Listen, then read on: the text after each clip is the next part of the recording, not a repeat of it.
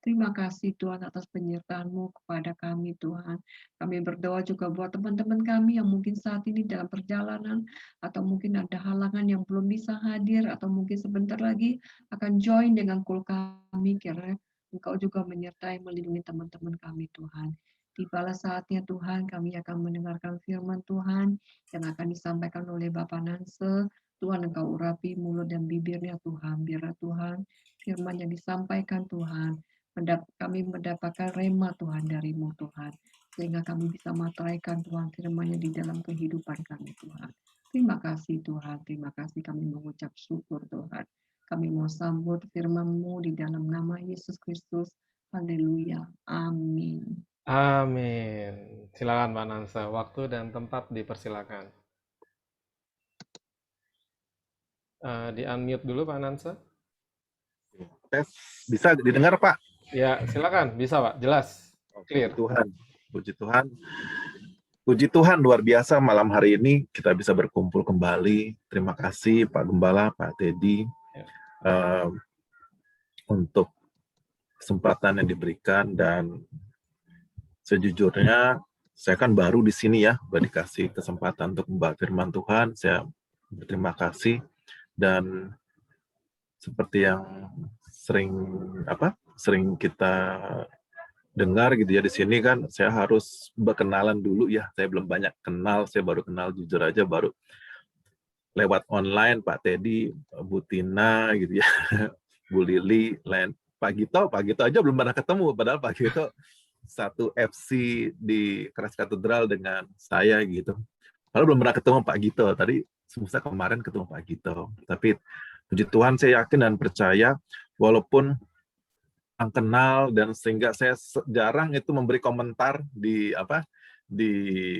WhatsApp grupnya Cool Onyx ini, tapi saya yakin dan percaya bukan sayanya menjauh, saya takut salah aja, saya takut khawatir nggak tepat gitu karena belum kenal gitu. Baru ya kurang lebih 2 bulan lah, 2 bulan sejak diajak Pak Gito ke Cool ini. Mungkin saya ingin masuk ke firman Tuhan, tapi tadi teringat Pak Gembala bilang seminggu ini ada apa gitu ya. Dan saya mau saksikan sedikit, minta waktu 2 menit aja lah. Puji Tuhan, hari Sabtu lalu lagi jalan-jalan dengan saudara-saudara FC dari Basilea ke Ancol. Di Ancol sekitar jam 2 saya dapat telepon dari rumah bahwa tante saya yang tinggal di rumah, tante saya usia 80. Mama saya 82 tahun tinggal di rumah saya sekarang. Tante saya jatuh di toilet. Tante saya ini memang lemah sekali karena dia sudah hiponatrium gitu ya, kekurangan natrium, walaupun dikasih minum pil natrium ya, pil garam itu tetap aja kadang-kadang sebulan sekali atau bahkan 2 minggu sekali dia harus diinfus dan jatuh, kita harus bawa ke UGD lah. Ya itu udah hampir tiap bulan lah kami lari ke UGD untuk bawa tante saya infus karena dia terjatuh kekurangan natrium. Dan kemarin jatuh lagi. Dan sekarang double impact. Kenapa? Mama saya pas dia jatuh, mama saya coba angkat tante saya karena di toilet, terpleset juga, terplanting dua-duanya. Mama saya 82 tahun.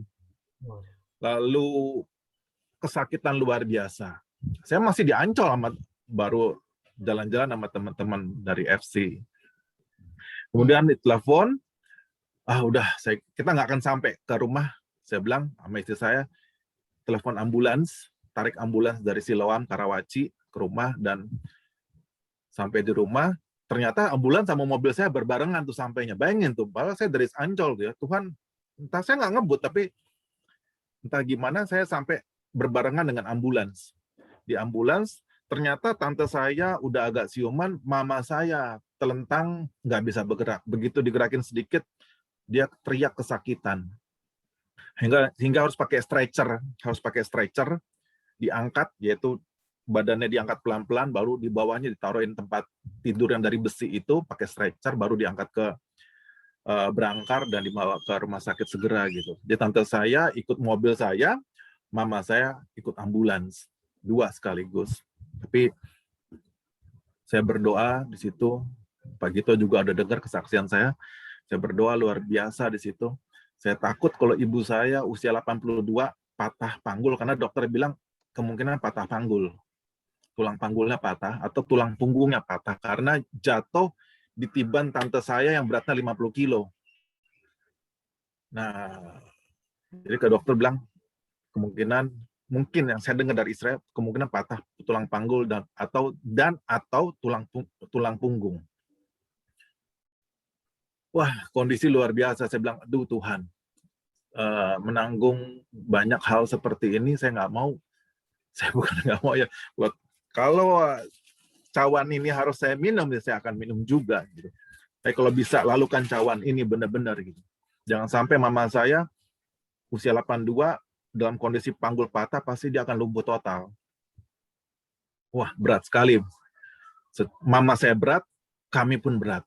Wah, di situ saya berdoa. Saya angkat tangan di mobil, angkat tangan, dan saya berdoa dari jam 4, mama saya dapat hasilnya itu kurang lebih jam 10 malam. Dari 4 sore sampai jam 10 malam. Kejadian itu jam 2 siang.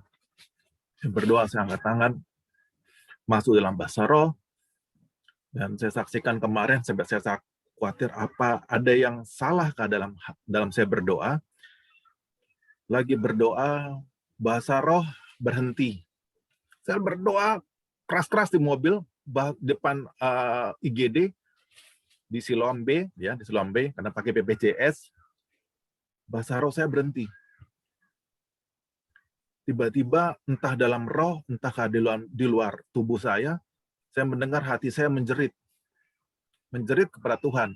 Pak Gito, kemarin saya saksikan ya Pak Gito. Saya bingung gitu. Saya bingung, saya mendengar, saya merasakan roh saya menjerit. Baru sekali ini seumur hidup, saya berdoa tumpang tangan orang sembuh pernah. Suatu mujizat, puji Tuhan. Tapi mendengar bahwa roh saya menjerit sendiri baru kali ini. Di situ kemarin akhirnya pas kita bahas FC, ada penjelasannya di situ. Bahwa roh berdoa kepada Tuhan atas keberatan-keberatan, atas kelemahan-kelemahan yang kita tahu. Di Yakobus berapa ya? 2 ayat 5 ayat 26 kalau nggak salah. Saya mendengar di situ roh saya berdoa kepada Tuhan. Baru kali itu gitu. Dan setelah itu selesai, kurang lebih cuma sebentar aja, kurang 30 detik lah kejadian itu, saya berhenti berdoa, saya buka mata, puji Tuhan, timbul damai sejahtera. Istri saya masuk dalam mobil, nanti hasil mami. Saya tahu hasil mami pasti baik. Kok kamu tahu sih gitu? Puji Tuhan, hasil mami baik. Iya, kok kamu tahu? Puji Tuhan, mami nggak patah tulang seperti yang disangkakan. Wah, di situ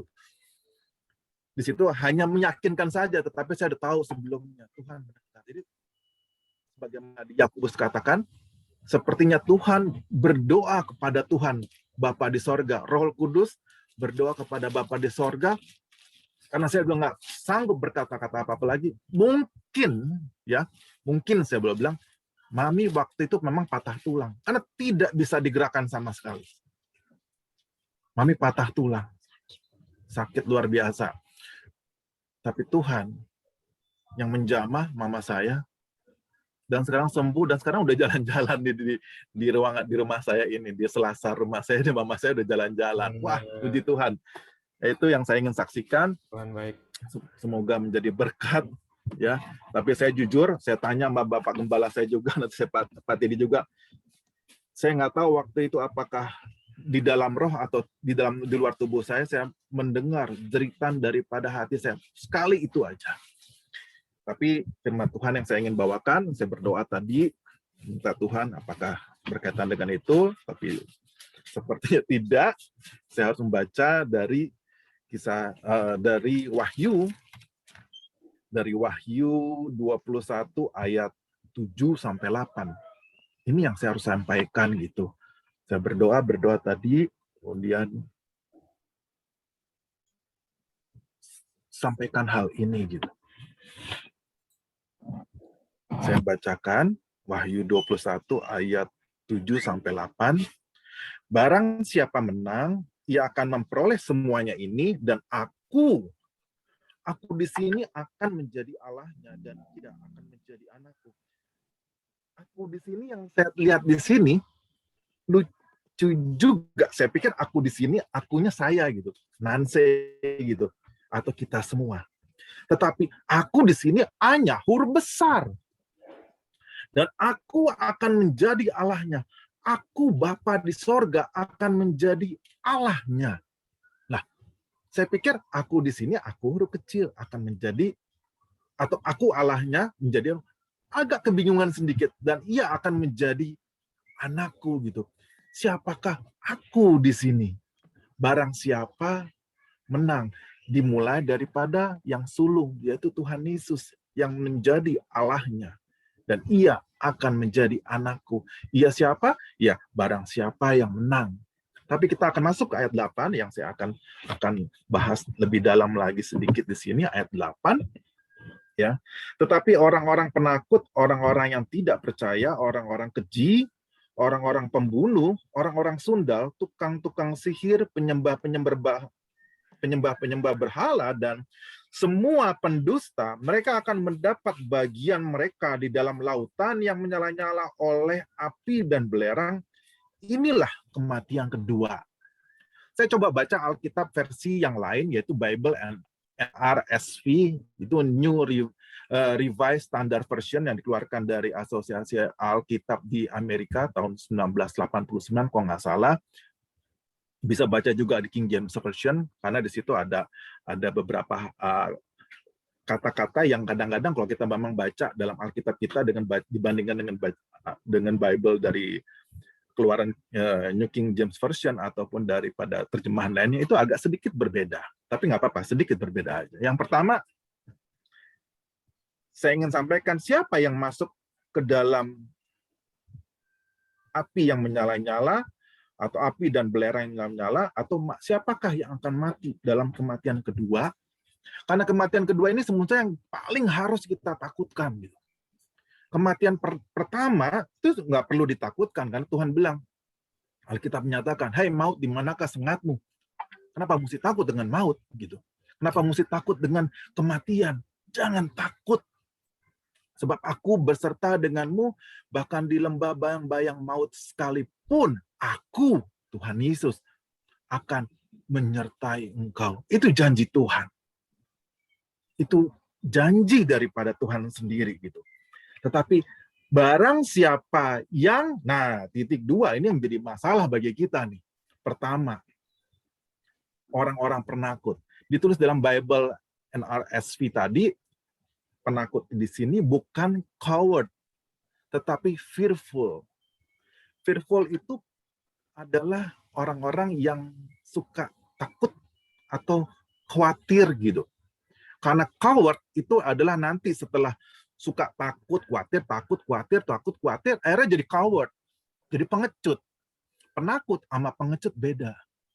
Penakut kita bisa jadi takut gitu. Tapi setiap kali kita takut, kita harus percaya sama Tuhan, buat Tuhan tolong kita. Tadi mungkin kita akan kena B16, 17. Apakah kita takut? Kalau Tuhan nyatakan kita tidak mati, kita tidak akan mati. Kenapa saya sampaikan hal ini? Pernah saya sampaikan kepada sahabat-sahabat, saudara-saudara di Cool Onyx ini, waktu tahun 2019, saya juga mengalami hipertensi yang luar biasa, 280 per 180, termasuk yang tertinggi yang tercatat di Rumah Sakit Siloam Karawaci. Sampai waktu itu Dr. Ermaji dan Profesor Parlindungan bilang, nggak ada kejadian kayak gini tanpa jantung bocor, tanpa ginjal bocor, atau stroke.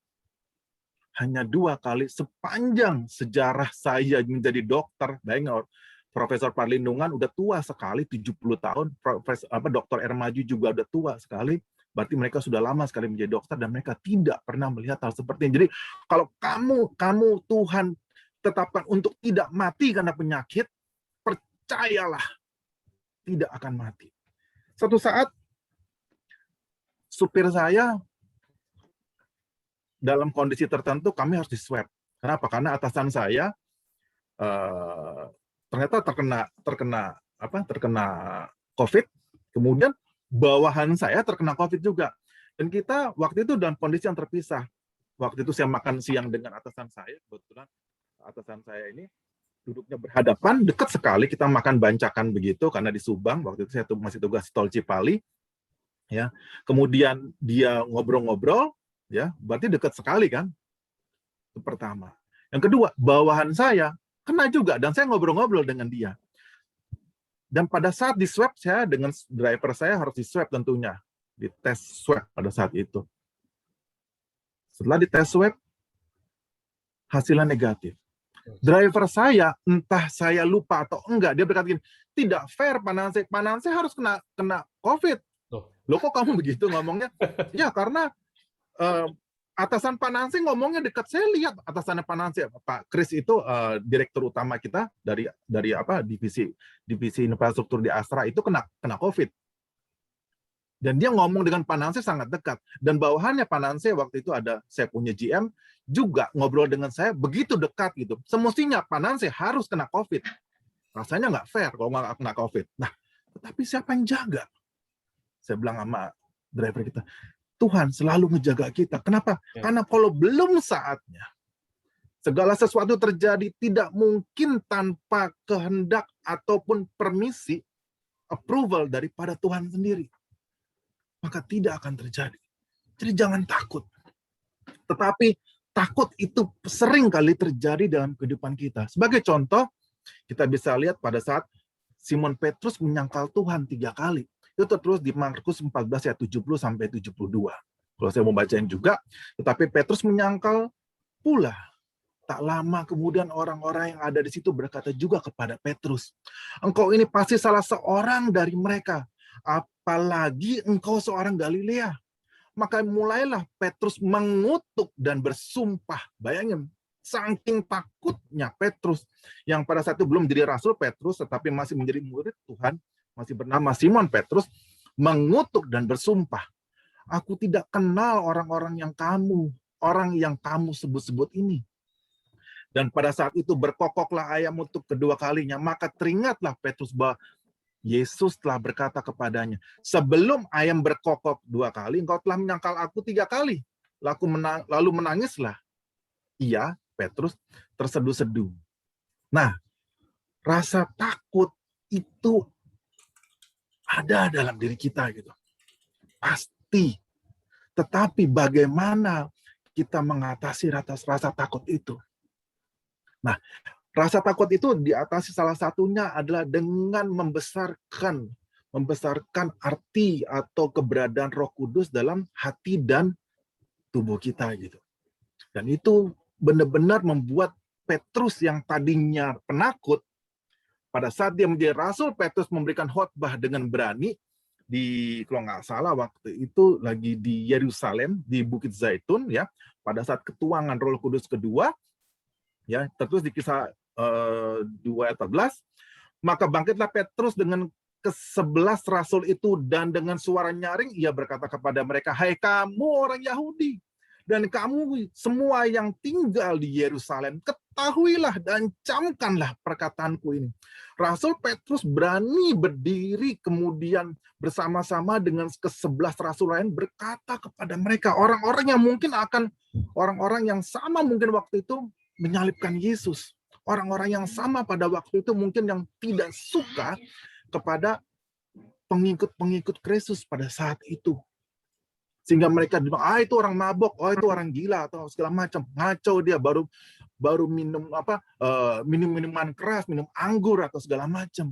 Tapi dengan berani kali ini Petrus memberikan khotbah. Pada ayat sebelumnya di Kisah Rasul pasal 2 dikatakan bahwa dia telah menerima Roh Kudus. Jadi Roh Kudus itu memberanikan kita gitu. Yang tadinya penakut ya, yang cenderung akan menjadi seorang pengecut, menjadi orang yang berani. Nggak usah takut. Saya selalu bilang sama teman-teman saya akhirnya, saya takut juga dengan COVID, tapi jangan sampai jadi penakut, apalagi jadi pengecut. Jangan. Teringat akan satu cerita akan Mother Teresa. Waktu pada Mother Teresa hidup pada zaman dulu ya, tahun 1980-an, bertahun-tahun Mother Teresa hidup dalam pelayanan di India juga, India yang sekarang lagi wabah COVID gila-gilaan itu ya, outbreak. Rasul Mother Teresa di situ melayani orang-orang yang menderita, yang ada di selokan, yang sakit apa, entah sakit AIDS mungkin, entah sakit TBC, entah sakit-sakit menular lainnya, virus-virus menular, tetapi dia meninggal di usia sangat lanjut. Dia mengangkat orang-orang dari selokan, dia mengangkat orang-orang dari dari tempat-tempat yang sangat menjijikan, tempat-tempat sampah. Sehingga ada beberapa cerita sebelum orang itu meninggal, dia berseru, dia menyatakan terima kasihnya kepada Mother Teresa, bahwa ya di saat terakhir daripada akhir hidup saya, masih ada orang yang mengasihi saya. Dan Mother Teresa nggak terjangkit penyakitnya. Kita harus percaya akan hal itu. Kedokteran boleh menyatakan demikian, tetapi Tuhan yang punya kewenangan dan otoritas tertinggi.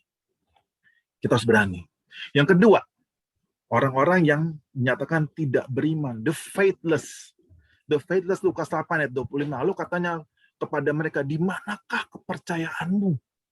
Maka takutlah mereka dan heran, lalu berkata kepada seorang perdana, siapa gerangan ini? Sehingga ia memberikan perintah kepada angin dan air, dan mereka taat kepadanya. Waktu itu murid-murid Tuhan Yesus lagi naik perahu gitu di Galilea ya, Danau Galilea, dan datang ombak luar biasa gitu. Mereka menjadi takut. Mereka menjadi gentar melihat ombaknya. Padahal Tuhan Yesus ada. Lalu apa yang terjadi? Sampai Tuhan Yesus bukan hanya sekedar menghardik ombak, iya, tetapi Tuhan Yesus kesal sama murid-muridnya. Di manakah kepercayaanmu? Di manakah kepercayaanmu gitu? Ayo, ada Tuhan. Kita bergantung kepada Tuhan. Hal yang ketiga, orang-orang yang di sini ditulis adalah orang-orang yang tidak percaya ya, orang-orang penakut, orang-orang tidak percaya, orang-orang keji. Tetapi dalam Bible NRSV tadi disebut the polluted, orang-orang yang tercemar.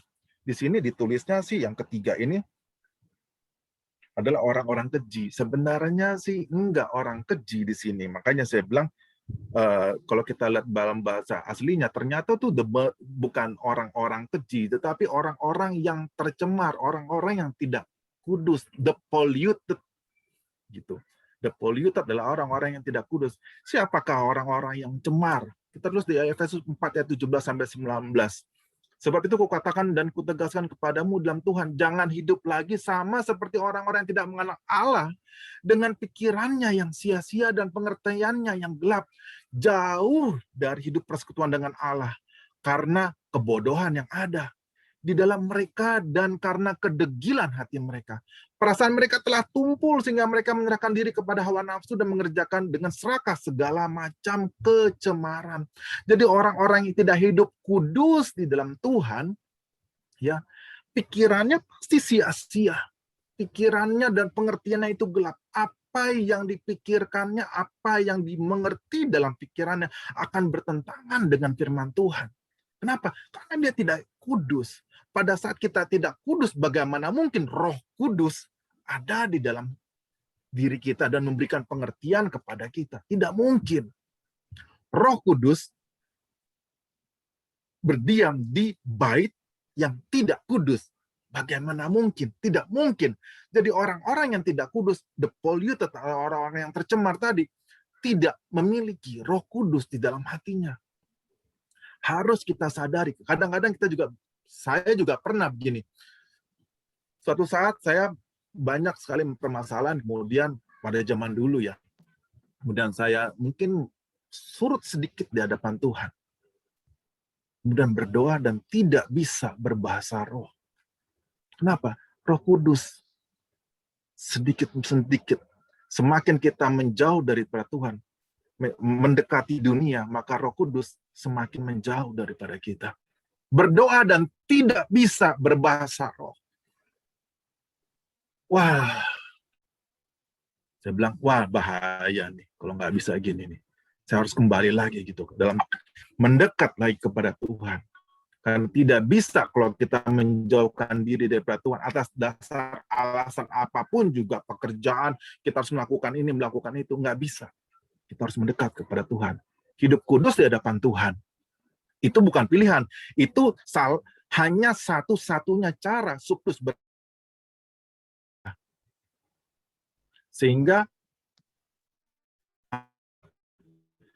perasaan kita tidak tumpul. Dan kita tidak jatuh dalam segala macam kecemaran ataupun keserakahan. Enggak. Roh Kudus di dalam kita dan kita di dalam Roh Kudus. Itu yang kita selalu inginkan. Yang keempat adalah orang-orang pembunuh, the murderers. Kita baca di Yohanes 8 ayat 44. Di situ tertulis, iblislah yang menjadi bapamu dan kamu ingin melakukan bapamu. Ia adalah pembunuh manusia sejak semula dan tidak hidup dalam kebenaran, sebab di dalam dia tidak ada kebenaran. Apabila ia berkata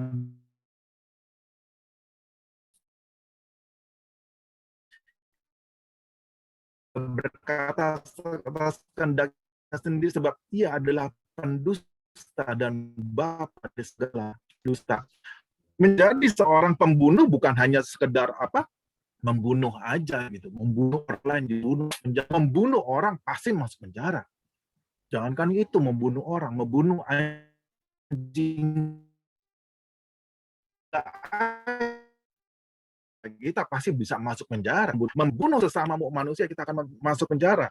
Oleh karena itu, jangan sampai jadi pembunuh. Tetapi kadang-kadang bukan hanya sekedar kita melakukan secara fisik, kita membunuh manusia. Tetapi begitu kita membenci orang lain, gitu. Begitu kita hidup dalam pikirannya iblis, gitu. Dan iblis itu menjadi bapa kita, maka kita sudah menjadi pembunuh di hadapan Tuhan. Kenapa? Karena kita menjadi seorang pendusta. Mungkin kita ngomong, oh enggak, saya nggak bunuh siapa-siapa. Kamu sudah membunuh sesamamu. Ada tertulis kadang-kadang kita tahu, fitnah lebih kejam daripada pembunuhan.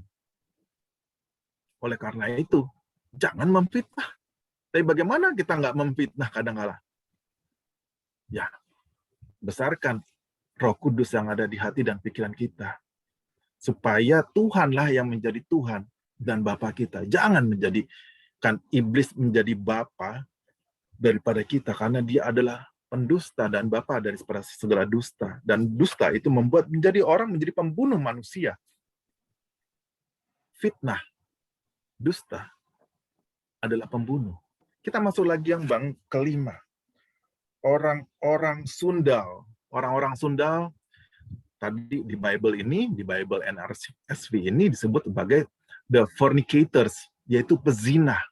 Terus di Matius 5 ayat 27-28, kamu telah mendengar firman jangan berzina, tetapi aku berkata kepadamu, setiap orang yang memandang perempuan serta menginginkannya sudah berzina dengan dia di dalam hatinya. Jadi berzina itu bukan hanya aktivitas secara fisik yang bersifat seksual, tetapi hanya melihat saja gitu.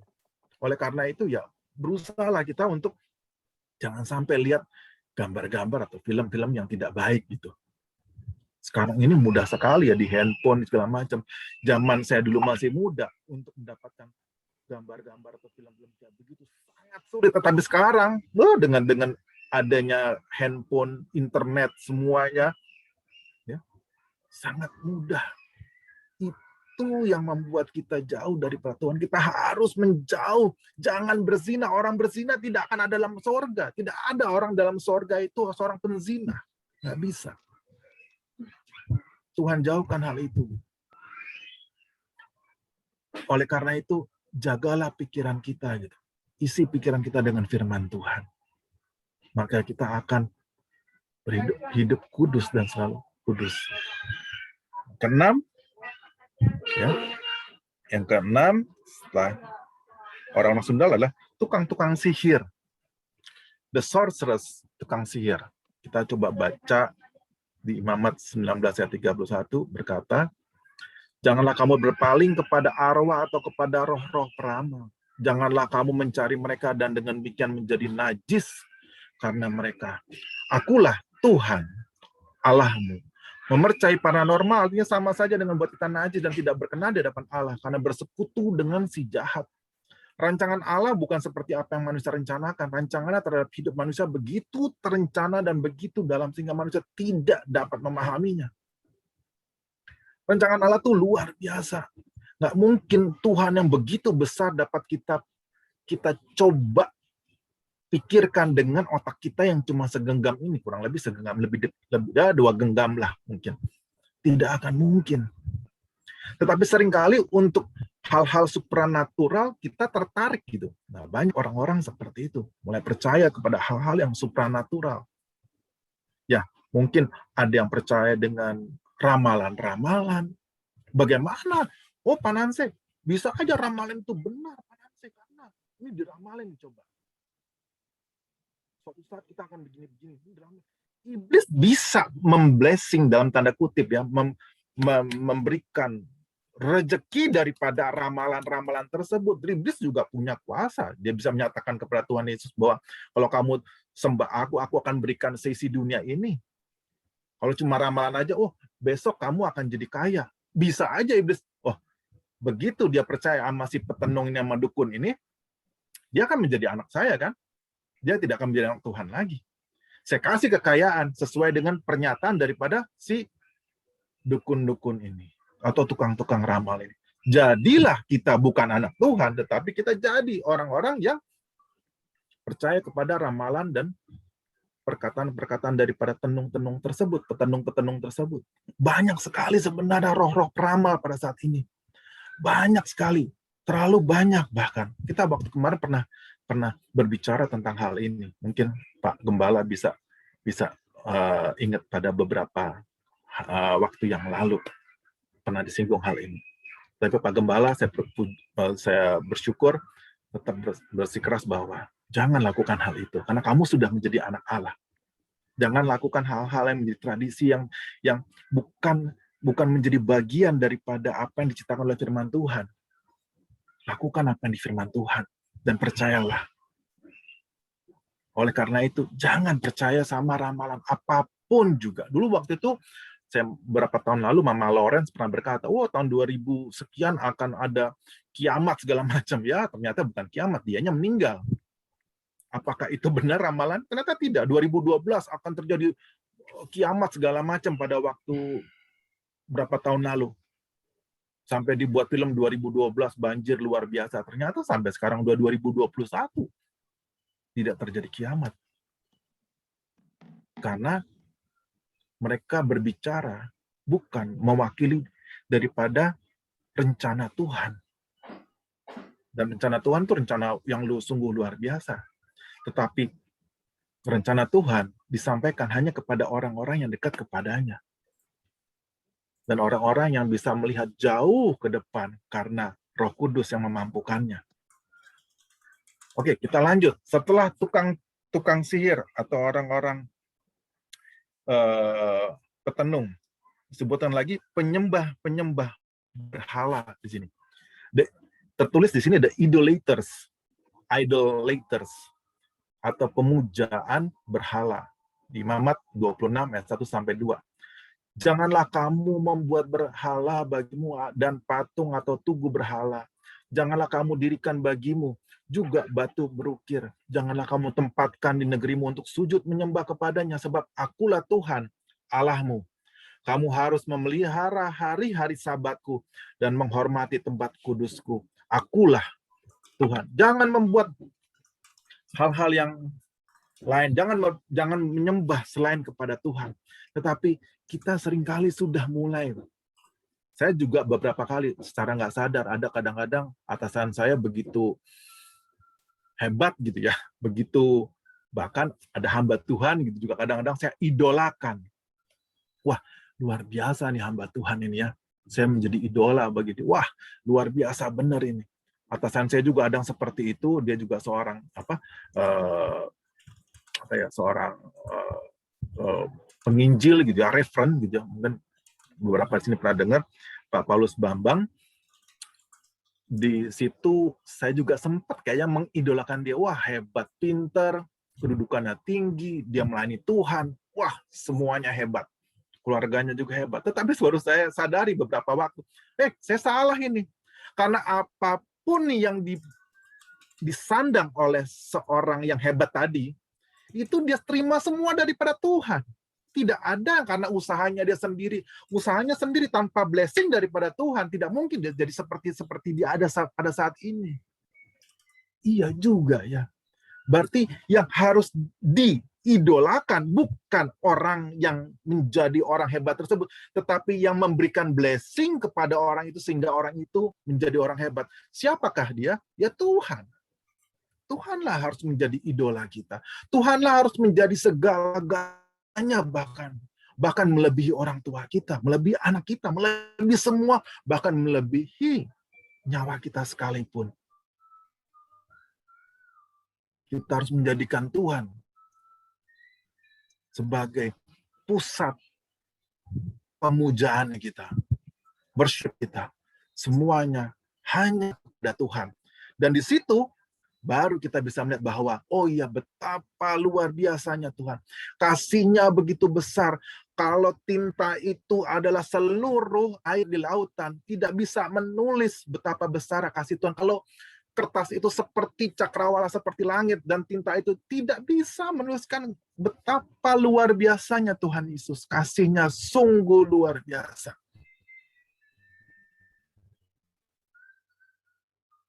Daripada lautan yang menyala-nyala ya adalah para pendusta, all liars. Kisah 5 ayat 1-11 bicara tentang Ananias dan Safira. Ini adalah contoh daripada pendusta yang saya takut sekali. Betapa tidak. Kita baca Kisah 5 ayat 3. Tetapi Petrus berkata, Ananias, mengapa hatimu dikuasai iblis sehingga engkau mendustai Roh Kudus dan menahan sebagian dari hasil penjualan tanah itu? Ayat keempat, selama tanah itu tidak dijual, bukankah itu tetap kepunyaanmu? Dan setelah dijual, bukankah hasilnya itu tetap dalam kuasamu? Mengapa engkau merencanakan perbuatan itu dalam hatimu? Engkau. Dan setelah dikatakan demikian, apa yang terjadi?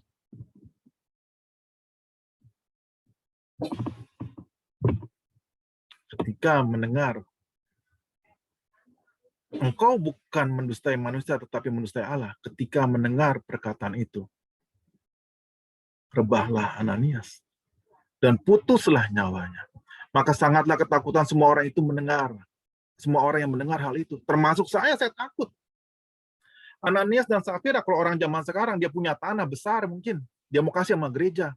Mungkin dia mau kasih sama Bapak Gembala, sama Pak Teddy. Dia jual separuhnya, dia kasih sama Pak Teddy. Pak Teddy, ini tanah saya ada 10 miliar. Ini 5 miliar buat Pak Teddy. Padahal dia ngomongnya sebenarnya 10 miliar. Bagi-bagi, kalau bagi orang zaman sekarang, ya dikasih jualan tanah separuhnya, ya dia mau berdusta atau enggak, ya sama saya mah bersyukur aja gitu, terima kasih aja. Tapi apa yang terjadi pada saat itu? Roh Kudus yang ada dalam Rasul Petrus mengatakan bahwa kenapa kamu berdusta dan kamu mendustai Roh Kudus? Maksudnya baik, tetapi mungkin diselipi rasa pengen disanjung mungkin pada saat itu Ananias dan Safira. Apa yang terjadi? Maka Ananias mati, dan setelah itu diikuti dengan istrinya Safira. Mati juga. Maksud baik kalau ditumpangi dengan dusta plus kali minus sama dengan minus di hadapan Tuhan, maka matilah mereka. Oleh karena itu, dari ke-8 hal ini yang harus kita sebagai orang-orang percaya, anak-anak Tuhan, anak-anak kepunyaan Tuhan, dan kita mengklaim dirinya anak-anak Tuhan. Bagaimana kita bisa survive? Bagaimana kita tidak masuk dalam kematian kedua? Bagaimana kita bisa survive dalam kehidupan yang pertama ini, bukan kehidupan dua nanti? Karena kehidupan yang kedua tadi bergantung daripada sikap hidup dan perilaku kita pada saat ini. Dan hubungan kita kepada Tuhan itu akan tercermin pada kehidupan kita yang kedua. Percayalah, jangan takut. harus tetap beriman, tetap kudus, dan jangan menjadi hamba dusta. Jangan hidup cemar, jangan percaya kepada ramalan-ramalan ataupun dukun-dukun atau arwah-arwah. Jangan memuja apapun siapapun, dan jangan berdusta. Maka kita akan hidup dan hidup kekal sampai selama-lamanya beserta Tuhan di kerajaan Tuhan yang sungguh luar biasa nantinya. Maka Tuhan sendiri akan menjadi rajanya. Tuhan sendiri yang menjadi presidennya. Dan kita akan memerintah bersama-sama dengan Tuhan dalam kewenangan Tuhan yang penuh dengan kemuliaan. Itu saja yang bisa saya sampaikan. Kiranya menjadi berkat bagi saudara-saudara semua. Tuhan Yesus memberkati. Saya kembalikan ke Bapak Gembala. Tuhan Yesus memberkati. Terima kasih Pak Nanse, sharingnya luar biasa. Biarlah setiap kita siap untuk menjadi pemenang. Ya kan, menang sampai akhir. Tetap setia sampai akhir, sampai Tuhan panggil. Oke, tiba waktunya